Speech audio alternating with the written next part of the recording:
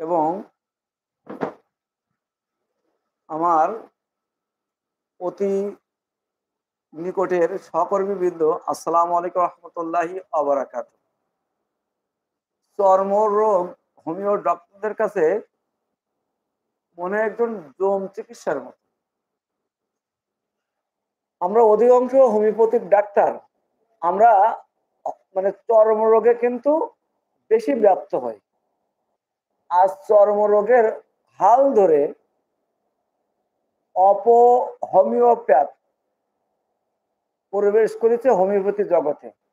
মালিশ, মলম, cream, ointment, এটার কারণে, এটা চর্মরোগে অদক্ষ হওয়ার কারণে এই অদক্ষ জায়গাটা, অর্থাৎ এই দুর্বল জায়গাটা এক শ্রেণীর ব্যবসায়িক মনোমানসিকতা নিয়ে হোমিওপ্যাথিতে আসা মানুষগুলো, ধন্যবাদ আলী হোসেন ভাইকে, এক শ্রেণীর ব্যবসায়িক মনোমানসিকতা নিয়ে আসা লোকগুলো এই হোমিওপ্যাথির মধ্যে হোমিওপ্যাথি ঢুকিয়ে দিয়েছে শুধুমাত্র এই চর্মরোগ রোগে ব্যর্থ হওয়ার কারণে।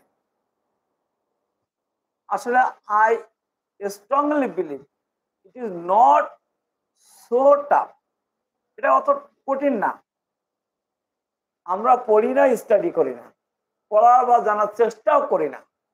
আর এই কারণেই আমাদের আজকের এই ব্যর্থতা।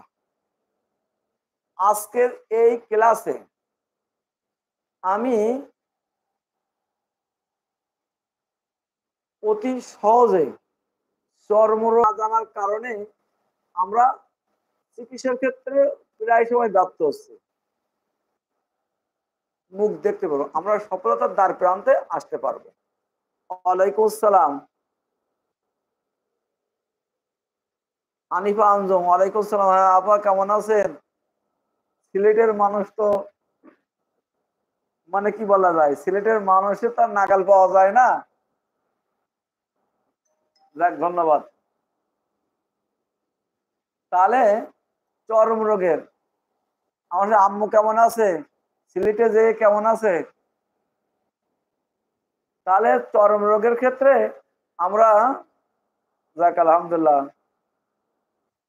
ক্লাস শেষে কথা হবে ইনশাল্লাহ আপনার সঙ্গে। ক্লাস শেষে ফোন দেবেন ইনশাল্লাহ, ফোনে কথা হবে, হোয়াটসঅ্যাপে।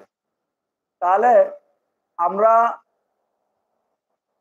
পরিভাষাগুলো যদি আমরা না জানি, তাহলে আমরা চর্মরোগে কখনোই আরোগ্য লাভ করাতে পারবো না। আর এই ব্যর্থতার পেছনে আমাদের হোমিও জগৎ জড়িয়ে আছে, অধিকাংশ ডাক্তার। তবে যারা স্টাডি করে, লেখাপড়া করে, তারা কিন্তু একটা চর্মরোগ ম্যাজিক দেখাতে পারে। চর্মরোগের যে ম্যাজিক কল্পনাও করতে পারবেন। আমি কয়েকটা ভিডিও দিয়ে দেখবেন যে চর্মরোগ কতটা ম্যাজিক, কতটা ম্যাজিক। আমার সঙ্গে যুক্ত আছেন আছে মনিয়া আপা। আমার ওই আম্মুর হচ্ছে চর্মরোগ ছিল, সেও তো কিন্তু ম্যাজিকের মতো সিলেটের থেকে দেখছেন, সাথে আছেন, আল্লাহর রহমতে ভালো হয়েছিল। তাহলে চর্মরোগের যে বিষয়টা, আমরা চর্মরোগের কিছু আগে পরিভাষা শিখি। এই পরিভাষা না জানার কারণে আমরা চর্মরোগের ব্যর্থতা ঘটাই। এবং এই যে বইটা আমি দেখাচ্ছি আপনাদের, দেখেন, এই যে রেপার্টরি বই, এই বইয়ের আমরা সব অধ্যায় পড়ি, পড়ার চেষ্টা করি, কিন্তু আমরা পড়ি না কোন অধ্যায়টা জানেন? আমরা চর্মরোগ অধ্যায়টা পড়ি না। চর্মরোগ অধ্যায়টা পড়ি না কারণ চর্মরোগ অধ্যায়টা কঠিন, ওর পরিভাষা আমরা জানি না।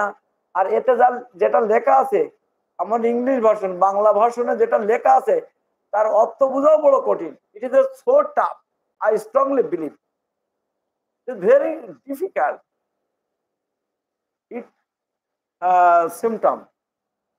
তাহলে খুব কঠিন। তাহলে আমরা আজকের পরিভাষা প্রথম ইরাপশন। আমি ইরাপশন শব্দটা স্ক্রিনে আপনাদের দেখিয়ে দেই। ইরাপশনটা কি, স্ক্রিনে কি এখন হবে লেখা? হ্যাঁ,